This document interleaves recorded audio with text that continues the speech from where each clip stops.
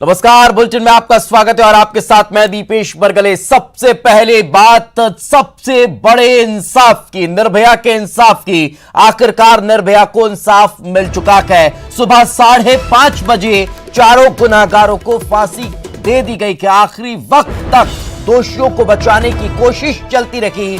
Supreme court और high court ने याचिकाएं खारिज कर दी। 7 साल बाद निर्भया को इंसाफ मिला है और इस इंसाफ पर निर्भया की मां आशा देवी ने कहा कि आज मां का धर्म पूरा हुआ है। ये बड़ी खबर इस वक्त हम आपको बता रहे हैं। देश की बेटियों को इंसाफ मिला है। निर्भया के चारों गुनहगारों को एक साथ फांसी दी गई है। 30 मिनट तख्ते पर शव लटके रखे। पोस्टमार्टम के बाद परिवार को ये शव सौंपे जाएंगे। तो ये बड़ी खबर इस वक्त हम आपको बता देते हैं। रात भर चारों दोषी नहीं सोए।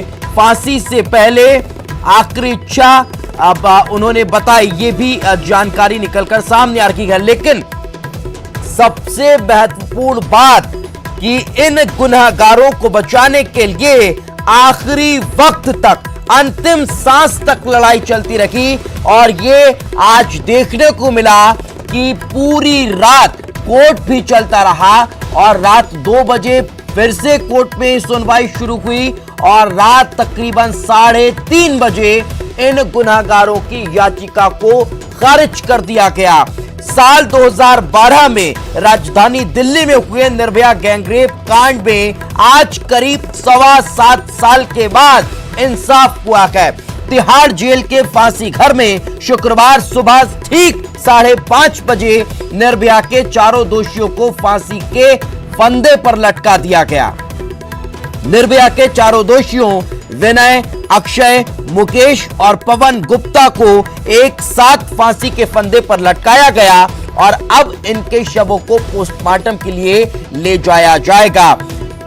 7 साल 3 महीने और 3 दिन पहले यानी 16 दिसंबर 2012 को देश की राजधानी में हुई इस घृणित घटना ने पूरे देश को झकझोर कर रख दिया था।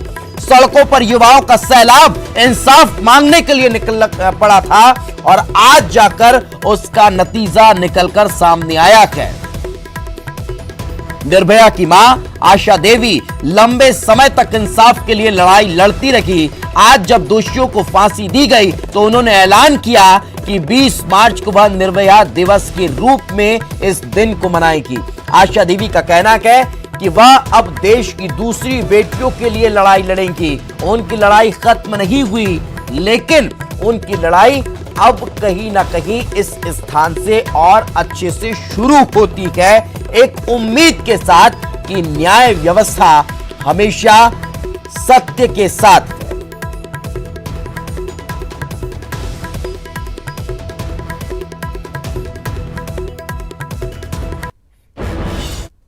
निर्भया को इंसाफ मिला, पूरे देश के बच्चियों को इंसाफ मिला। मैं सभी लोगों को बहुत बहुत धन्यवाद देती हूँ। खासकर देर से ही सही इंसाफ मिला। मैं अपने जुडिशरी को, अपने न्याय व्यवस्था को, अपने राष्ट्रपति महामहिम को, अपने सरकारों को बहुत बहुत धन्यवाद देती हूँ कि जिस तरह से निर्भया के केस में डिले टैक्टिक्स अपनाई गई, एक एक करके पटिशन डाली गई, लेकिन जिस तरह से पटिशन डाली गई उसी तरह से हमारी अदालतों ने सक्रिय होकर एक एक पटिशन को खारिज किया। फाइनली आज हम उस मुकाम पे पहुंचे, उनको फांसी दी गई, निर्भया को इंसाफ मिला।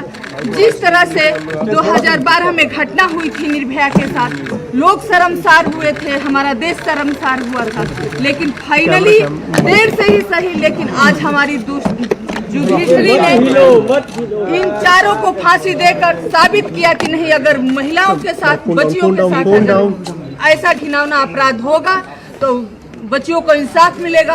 और देखिए, सबसे पहले तो एक पिता का क्या कर्तव्य होता है, कर्तव्य का ज्ञान होना बहुत जरूरी। हम पिता हो गए ये बड़ी बात नहीं है, लेकिन हमारा कर्तव्य क्या है। जो घटना हुई तो हम लोगों ने आंख नहीं बंद करी, आंख खोलकर हमने चला सड़क पे और न्याय के लिए दर दर दौड़ना पड़ा, भटकना पड़ा, लेकिन भटके और न्याय पाए। तो हमारा एक पिता का दायित्व क्या है वो हमें समझने की जरूरत है। तो उन पिताओं से हमारी अपील है कि बेटा बेटी में फर्क मत रखो, अपने दायित्व को समझो। आपने 2 बच्चे अगर बेटा या बेटी पैदा किए हो तो दोनों का अधिकार बराबर है। वो तुम्हारी जिम्मेवारी है कि अपने बराबरी का दर्जा दो और उसके अपने कर्तव्य को समझो। पिता जो मैक्सिमम पनिशमेंट उस हीनियस क्राइम का था, ये रेयरेस्ट मैटर था, उसका इनको पनिशमेंट मिला है। जिस तरीके से निर्भया अपनी मेडिकल की पढ़ाई पूरी करके आई थी और उनके सपने थे वो इंटर्नशिप करने जा रही थी, नेक्स्ट डे उनको जाना था, लेकिन उनके साथ जो हीनियस क्राइम हुआ तो उनके सपने टूटे, उनको एक झटके मुझे सभी अपने खुशी की बात शायद तब ज्यादा होती जब हम निर्भया को बचा पाते। धन्यवाद। उनको बचा नहीं पाए, देश का मीडिया तरीके से भेजता नहीं, लेकिन आज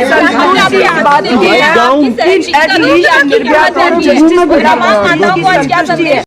अब हम कैसे अपने दिल को बयां करें। सवाल यह है कि अगर सरकारी प्रक्रियाएं हैं, कानून है, हमारे देश में सारी व्यवस्थाएं हैं, तो हम कानून के दायरे से बाहर नहीं जा सकते। जितना भी देर हुआ कानूनी प्रक्रिया की वजह से देर हुआ, और हम न्यायालय से ही उम्मीद पहले भी जताए थे, रखे थे, और आज भी है कि आगे भी जो भी होगा न्याय मिलेगा। किसी को भी न्याय मिलेगा, देर होगा लेकिन न्याय मिलेगा। निर्भया के साथ, निर्भया को तो न्याय मिला ही, निर्भया के साथ देश की समस्त महिलाओं को यह न्याय मिला है और इससे हम लोगों को बहुत खुशी है। कितनी कलेजे को ठंडक पहुंची आज? आज तो पूरी तरह से ठंडक पहुंच गई है। न्यायालय ने बहुत ठंडा पहुंचा दिया है। न्यायिक व्यवस्था बहुत बढ़िया है और इस पर पूरा विश्वास है। आज न्याय मिला है निर्भया को और पूरा क्षेत्र, पूरा जिला, प्रदेश, देश प्रसन्न है। महिलाओं को जो न्याय नहीं मिल रहा था, जो निर्भया में लेट हो रहा था कानूनी प्रक्रिया में, वो आज न्याय उसको मिला है और पूरे क्षेत्र में आज खुशी है, हर्ष उल्लास है और आज होली का दिन इस क्षेत्र के लिए है। आज ये फांसी हुई है तो लग रहा है कि हाँ अब न्याय हो सकता है। तो इस तरह से हम लोगों के गांव में ही नहीं पूरे देश में खुशी का माहौल बना हुआ है और हम लोग बहुत खुश है इससे कि किसी को कभी तो न्याय मिला। आखिरकार लेट हुआ, 7 साल से अधिक लग गया, फिर भी न्याय मिला है।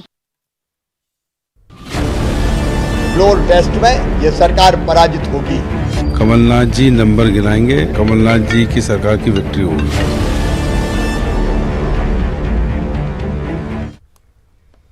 और चलिए अब बात करते हैं सियासी संग्राम की। एक फैसला तो हो गया, दूसरा आज कूनक है। कमलनाथ सरकार का आज शक्ति परीक्षण है। पिछले कई दिनों से मध्य प्रदेश में चल रही सियासी उठापटक का आज पटाक्षेप होने जा रहा है। दरअसल गुरुवार को सर्वोच्च अदालत ने मध्य प्रदेश के सीएम कमलनाथ को झटका देते हुए आज शाम तक बहुमत हासिल करने को कहा है। इस मामले में गुरुवार को सुप्रीम कोर्ट में सुनवाई हुई। सुप्रीम कोर्ट ने अपने फैसले में मध्य प्रदेश विधानसभा के स्पीकर एनपी प्रजापति को आदेश दिया कि वे विधानसभा का विशेष सत्र बुलाएं और इस सत्र में फ्लो टेस्ट करवाया जाए। अदालत ने आज शाम 5 बजे तक फ्लो टेस्ट की प्रक्रिया पूरी करने को कहा है। साथ ही स्पीकर को फ्लो टेस्ट की पूरी प्रक्रिया की लाइव स्ट्रीमिंग और वीडियो रिकॉर्डिंग कराने के आदेश भी दिए गए हैं। वहीं सीएम कमलनाथ दोपहर 12 बजे बहुमत साबित करने से पहले प्रेस कॉन्फ्रेंस करने जा रहे हैं, जिसमें कयास लगाए जा रहे हैं कि इस दौरान वो अपने इस्तीफे देने की भी घोषणा कर सकते हैं।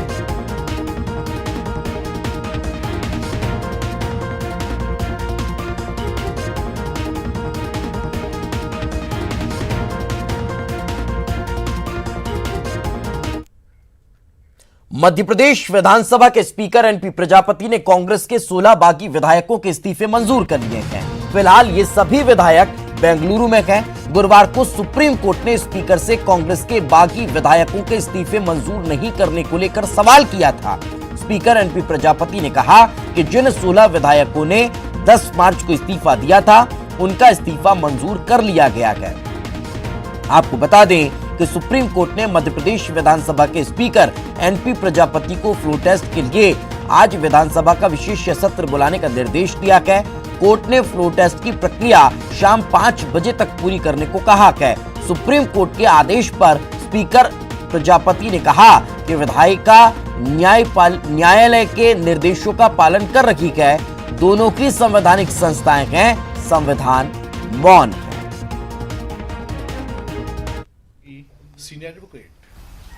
अतः वर्णित स्थिति के परिप्रेक्ष्य में विधानसभा प्रक्रिया तथा कार्य संचालन संबंधी नियम 276 के अंतर्गत उपरोक्त सभी सदस्यों को द्वारा दिनांक 10/3/2020 से सभा से दिए गए त्यागपत्र स्वीकार किए जाते हैं। आदेश अधिसूचना जारी की जावे। सर, ये एक बड़ा सवाल है कि कल हाउस में बहुमत का जो कहा गया है सुप्रीम कोर्ट ने, वो होगा क्या? बहुमत परीक्षण का काम अब ये आप भी देखेंगे, मैं भी देखूंगा। तो कल हाउस बुलाया गया है सुप्रीम कोर्ट का न्यायपालिका का विधायिका पालन कर रही है।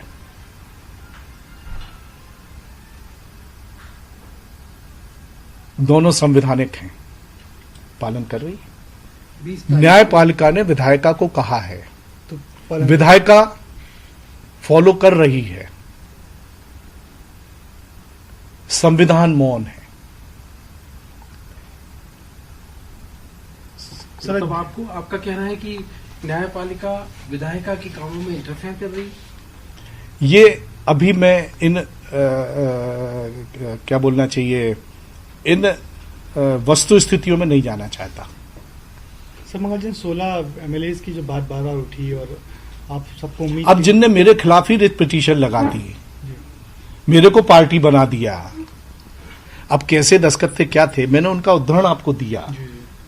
दे प्रेजेंटेड इन सुप्रीम कोर्ट, और उसके बाद वो आना नहीं चाह रहे हैं, उनके वकील भी बोल रहे हैं। तो उस बात को उद्धृत करते हुए मैं इनके इस्तीफे स्वीकार कर। चलिए, कांग्रेस के सारे विधायक इस्तीफे दे देते हैं और ये इस्तीफे मिले। अब ये देखिए, मैं तो विधानसभा अध्यक्ष हूं, मैं किसी दल का इस कुर्सी में नहीं माना जाता हूं। अब वो क्या अपनी रणनीति अपना रहे हैं, आप उनसे पूछिए ना। सर, एक सवाल मेरा है, आप तो हमेशा कहते हैं पक्ष विपक्ष निष्पक्ष, मतलब इसमें स्पीकर साहब से भी जानना चाहूंगा कि आपने कोरोना वायरस के खतरे की वजह से 26 तारीख तक के लिए विधानसभा को स्थगित किया था। हाँ, मैंने कोरोना वायरस से स्थगित किया था। आज 8 बजे आपने प्रधानमंत्री जी को भी सुना होगा। जी जी, उनको भी बड़ी चिंता है। बाकी सब जगह प्रश्न चिन्ह है।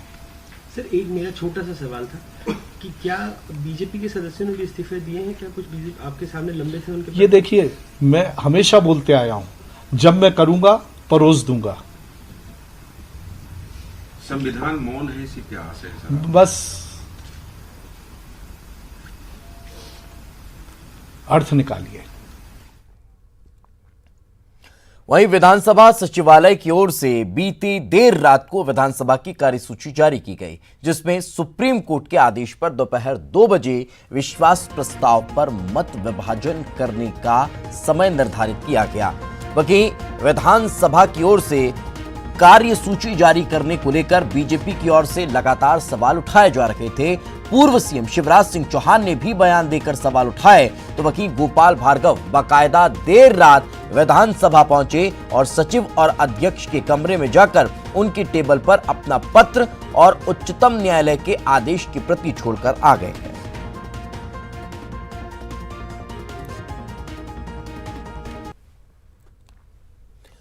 तो मध्य प्रदेश विधानसभा का गणित अब सबसे महत्वपूर्ण विषय हो जाता है, जब आज फ्लो टेस्ट होना है। 16 विधायकों के इस्तीफे देर रात मंजूर होने के बाद कुल सीटें 230 हैं, तो खाली सीटें 2 मानी जाए और इस्तीफे मंजूर पहले 6 के हुए, बाद में आज देर रात 16 के यानी 22 इस्तीफे मंजूर कर लिए गए हैं।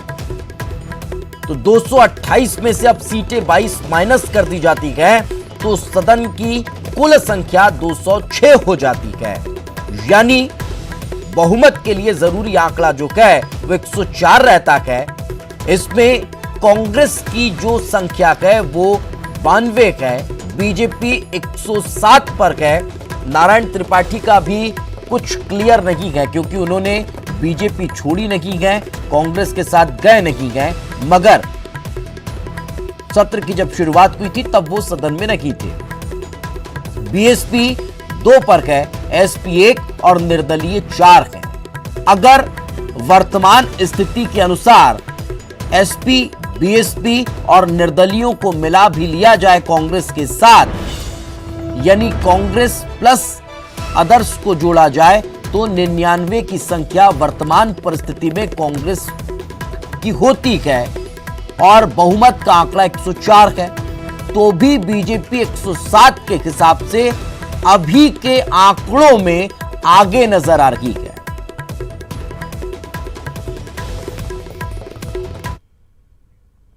पूर्व मुख्यमंत्री शिवराज सिंह चौहान ने बीजेपी विधायकों पर हमले की आशंका जताते हुए डीजीपी को पत्र लिखा। शिवराज सिंह चौहान ने पत्र में सीहोर से भोपाल तक भाजपा विधायकों को सुरक्षा देने की मांग की है। शिवराज ने पत्र में आशंका जताई है कि कुछ असामाजिक तत्व शांति व्यवस्था भंग कर बीजेपी विधायकों की बस रोक सकते हैं। शिवराज ने लिखा है कि कुछ असामाजिक तत्व हमला कर सकते हैं और दंगे कराकर व्यवधान उत्पन्न कर सकते हैं।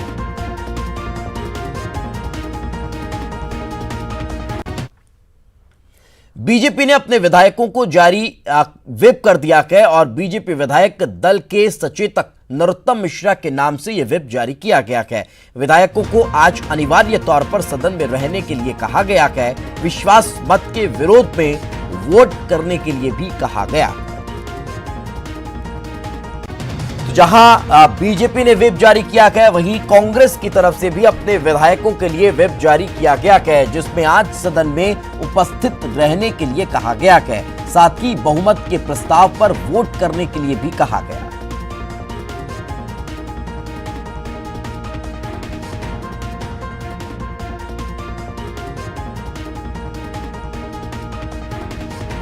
तो आज का दिन सबसे महत्वपूर्ण रहने वाला है। मध्य प्रदेश की राजनीति के लिहाज से आज का दिन बेहद महत्वपूर्ण होगा और आज का दिन इतिहास में दर्ज होगा, क्योंकि जिस तरह का सियासी सिनेरियो मध्य प्रदेश में देखने को मिला वो अपने आप में बेहद महत्वपूर्ण था।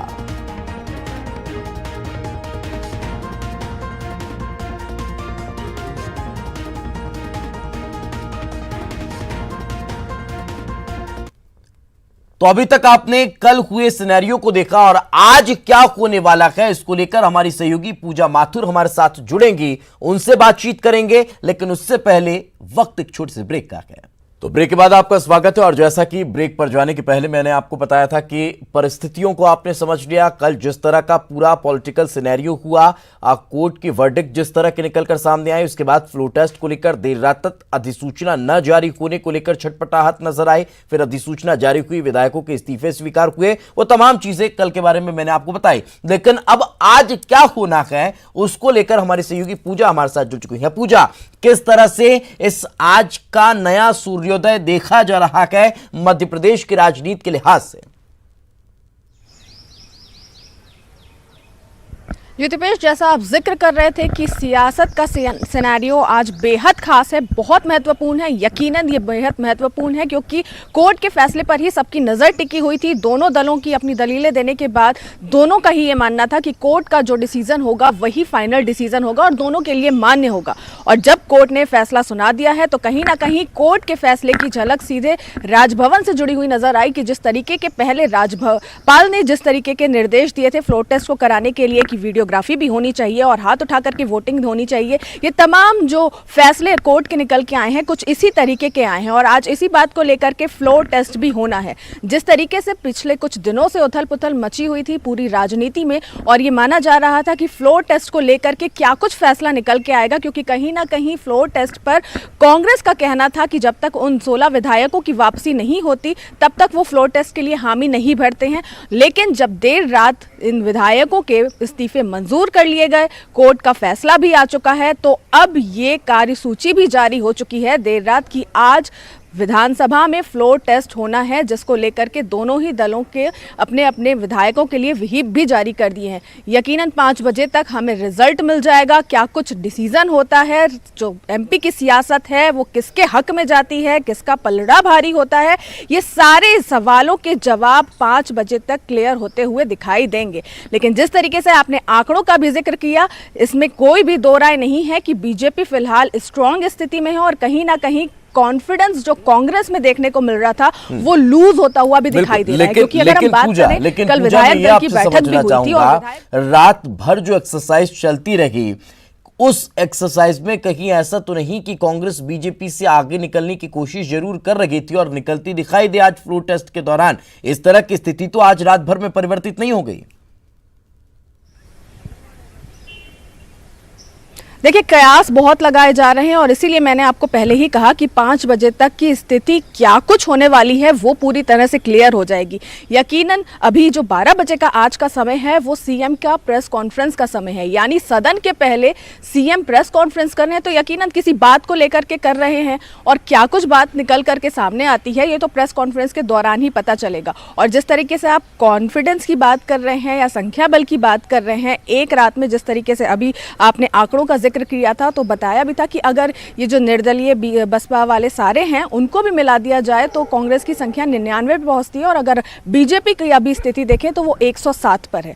और इसी वजह से लगातार बीजेपी भी अभी कहीं ना कहीं डरी हुई है कि कहीं अभी भी समय है हॉर्स ट्रेडिंग का मामला सामने ना आ जाए या फिर कुछ ऐसा ना हो जाए कि उनके विधायक उनके पाले छोड़ करके कांग्रेस के पाले में भाग जाए। इसी वजह से पूर्व सीएम शिवराज सिंह चौहान ने इन विधायकों की सुरक्षा को लेकर के डीजीपी को पत्र भी लिखा है, क्योंकि फिलहाल मौजूदा स्थिति में वो वहां तक सही है, लेकिन ना वो खुद वहीं पर डटे हुए हैं, उसी रिसोर्ट में हैं, नरोत्तम मिश्रा वहीं पर हैं, गोपाल भार्गव वहीं पर हैं, यानी तमाम जो स्क्रिप्ट राइटर हैं इस पूरे ऑपरेशन लोटस के, वो तमाम जो नेता हैं, वो तमाम जो विधायक हैं, जो पूर्व मुख्यमंत्री हैं, मंत्री हैं, अब विधानसभा में नेता प्रतिपक्ष हैं, वो सभी लोग उन विधायकों की सुरक्षा में कहीं ना कहीं लगे हुए हैं, क्योंकि चिंता सबको सता रखी है। आज रात नींद तो किसी को नहीं आई क्योंकि सुबह का इंतजार सभी को था।